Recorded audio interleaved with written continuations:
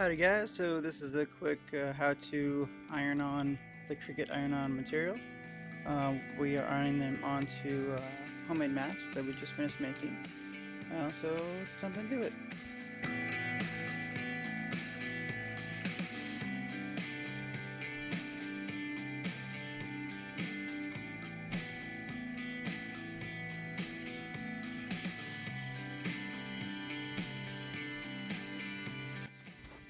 So the most important part to me really is to make sure the project is clean, lint free and all that, so definitely make sure you lint roll it at least a little bit, make sure it's washed as well. That definitely helps with all of this. So first, we're doing a project with two different layers of iron-on material on top of each other. So first, always make sure you iron on the bottom layer first, so the layer closest to the project first, because it'll mess it up if you don't. Also, parchment paper is your best friend with these kind of projects. If you do not use them, you could do a few things like ruin your project with the heat from the iron, because as you can tell I do not have an easy press from Cricut. I have a old school iron because we don't have the money to buy a Cricut easy press. They're lovely though, I've used them once or twice and I love them, so if you have money, go get one because they're great. So, anyways, back to the parchment paper. Always use the parchment paper if you don't have a easy press, and that just helps so you don't burn your material, as well as so you don't have the iron-on stick to the iron itself, because that would be no good at all. So now that I'm done ironing this part of it, I take the parchment paper off, and then I have my little putty knife thing. You have to forgive me, I don't know what it's actually called, but it's a Cricut like scraper thing, and I actually put it on the iron for a second to heat it up a little bit more, and then I press it on, help to push down the iron-on material onto the project, especially while the plastic is still hot from the iron-on backing, because it's no fun to grab something that's scalding hot with your bare fingers, and tweezers just don't cut it for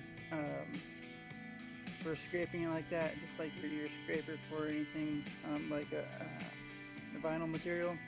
It's just not going to work. So make sure you also pull back very slowly when you're taking the plastic off, because sometimes the iron-on material will want to stick to the backing, and then that's just not good. So I use the little putty knife thing to kind of push it down again, and I heated it up really fast. I don't know if you saw that or not, but then I started pulling away, and then I use my weeding tool to help a little bit that still wants to stick on there, help that to come off, and then slowly pull it back at a increased angle to hopefully encourage the backing to come off without the iron-on material, and looks like it worked pretty well there.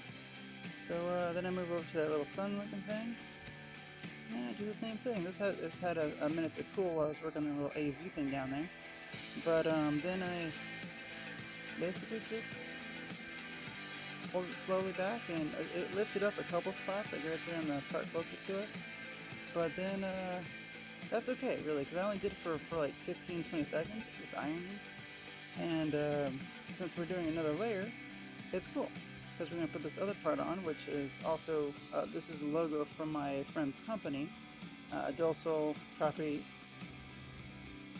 Inspectors, and he does a great job with it. So if you need your property inspected before you buy it, go check him out. A link down in the description below. Also, so there's my parchment paper again. Now with this part, the parchment paper helps the iron-on material that's not underneath the backing to not stick to the iron, because that's happened to me before, and it's extremely frustrating and makes you very sad, because then your project's basically ruined. You have to do a bunch of stuff to get it all off there and then do it again, and yeah. So I went an extra minute with the iron on there, just kind of pressing down on it to make sure that the layers all stick onto each other, as well as the project, so that it doesn't come off with the backing, and it will hopefully stay on there for a little bit longer. This is like the third batch of masks that we've made for my friend and his company. So all the other ones have held up pretty well, so I'm pretty happy to hear that. But as you can tell, I'm all done now. Basically, I'm just kind of running over it a couple times, make sure it's okay, and it's ironed down really nicely, and it's not going to come off when I try and pull the backing off. That is extremely frustrating and sad. So then, again, this would probably be a lot easier with the Cricut Easy Press, but I mean, I guess I just like doing things the difficult way. I don't know. But also, again, make sure you have the parchment paper. That helps so much and helps to not ruin your project. So again, this is very hot. I took the little putty knife thingy. Again, I'm sorry, I don't know what it's actually called, but I heated it up on the iron really fast, which probably was not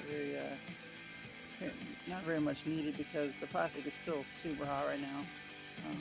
You'll see me try and grab it here in a second, and yeah, I usually pull my hand back, like going, ow, that really hurt. Okay, it's really hot. Good times.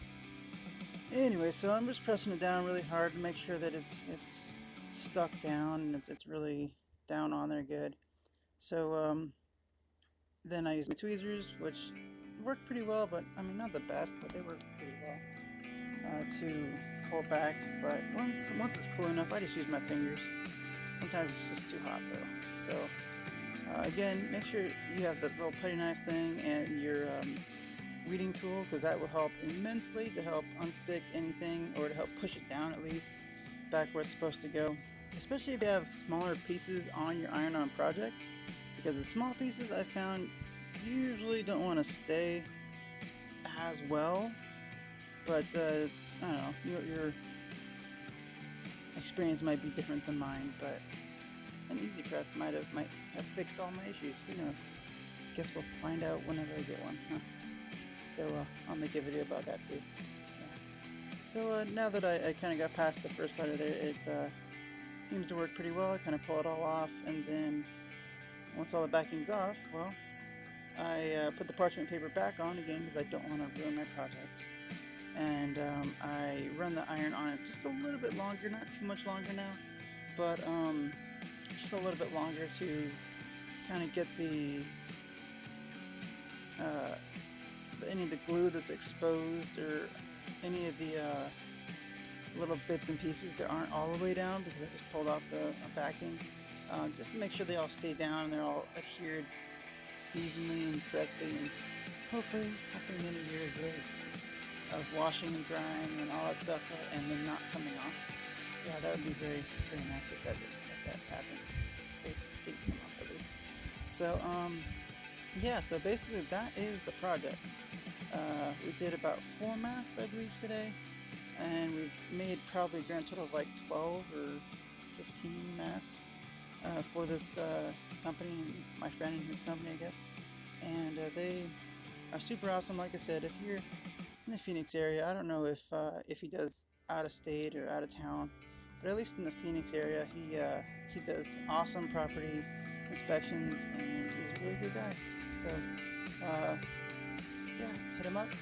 Link down in the description below, and I think it turned out really nicely. Thanks for watching, and have a great day.